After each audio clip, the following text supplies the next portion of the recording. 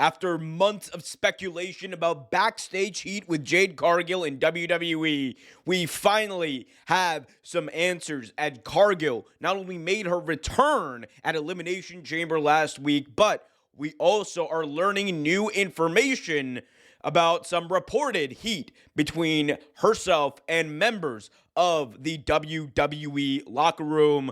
We've got so much to cover, and I'm going to tell you everything we know about the situation right here. Before I do, though, be sure to smash that thumbs up like there's no tomorrow, subscribe, and hit that notification bell so you get notified whenever a new video is released. All right, so as I said earlier, Jade Cargill made her long-awaited return at Elimination Chamber, attacking Naomi. Naomi on this week's SmackDown also stated that she did it for Bianca. A la Rikishi. Shout out to Rikishi. Shout out to Naomi.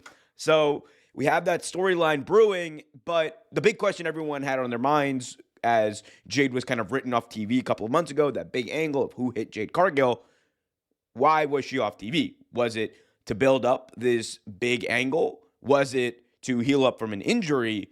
Or was it because there was some backstage heat? Well, at the time, it was reported very kind of quickly and kind of brushed to the side in a report by Wrestling Observer newsletter to Dave Meltzer. But now we have a few different reports out there that are claiming various things, but telling at least a similar narrative in the locker room with Jade Cargill. So first, let's talk about Dave Meltzer, Wrestling Observer Newsletter's report from this week's edition of Wrestling Observer Newsletter, Getting over a cold, so bear with me.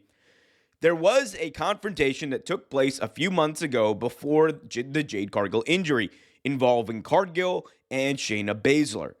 It's been confirmed by half a dozen people that it happened, but nobody went into details past Cargill had rubbed enough people in the Raw women's division the wrong way, and Baszler was wanting to fight her until management found out and calmed down the situation.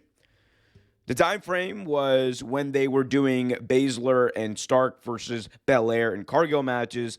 It wasn't said what in particular happened other than it wasn't just one thing, and the belief was that some of this stemmed from inside the ring in those matches, and some didn't. One women's star said they believed the tension within the SmackDown side was worse than the Raw side. And the question on everyone's mind coming out of that was, how can you get worse than someone wanting, at least, to fight you? Well, we're getting even more clarity. That was the Wrestling Observer newsletter. We have two other quotes, both from FightfulSelect.com. Go check them out for the original report. But here is the aggregation that's kind of going out right now from them. When asking WWE talent about a Cargill/Baszler incident shortly after Cargill was written off TV, those in the locker room had been quiet. Since then, it was claimed that Cargill took issue with something that had unfolded, and the word around the locker room was that Cargill had said something to the effect that Baszler needed to learn how to work, which was denied by people close to Cargill. All right, so there's a narrative spinning that Cargill apparently said Baszler needs to learn how to work, and Cargill's side denies that. It was said to have stemmed from a match in Scotland where Cargill tapped out in what wasn't supposed to be the finish of the match. People close to Cargill claimed she was more disappointed with herself with how things went down and was apologetic backstage. So that is the first piece of that FightfulSelect.com report. And again, giving a little bit of more insight or adding a different potential narrative or potential different details, I should say, than the Wrestling Observer report, basically stating that this stemmed from a incident that took place in the ring at that Scotland show, Clash at the Castle. And now we get to the final quote, courtesy of FightfulSelect.com. Upon returning to WWE, the situation got much of the locker room talking was Cargill's promo video where she said she was demanding respect and being surrounded by wolves in the shape of women all around her. At least one talent in the locker room mentioned that this was taken personally by a number of talent as they kept the issue between she and Baszler quiet. And I also want to note something kind of big here as we have wrapped up the actual quotes. We're going into the analysis portion of this and what this means. We have not heard about these specific issues between Cargill and Baszler until today. We have not heard Baszler's name mentioned as a talent who may or may not have had heat with Jade Cargill. And part of the reason why is in WWE, even though these situations happen, people argue backstage, people get in each other's faces backstage, people have reported to have even fought backstage. WWE does a very good job because they've been around. They've been handling these talent for years and years and years. They have an institution kind of built and a system built to not only stop these things before they escalate too far, but also make sure that these things do not get out. And WWE usually does a fantastic job of that. The only part of this that ever got out was that one hint in that one report by Meltzer a couple of months ago that political issues backstage may have played a role. And now we're kind of learning that it may have been a little bit different than political issues. It may have just been some potential misunderstandings in the ring, as noted by the Fightful Select report. And also, as noted by the Fightful Select report, people kind of taking her words personally about the comments that she made in that promo in the women's locker room. Now, how far can you take what someone says in a promo? That is up to the person, is up to the people who have been around that person, who have the context. What I can say is, Jade Cargill isn't somebody who I think had too much heat in AEW.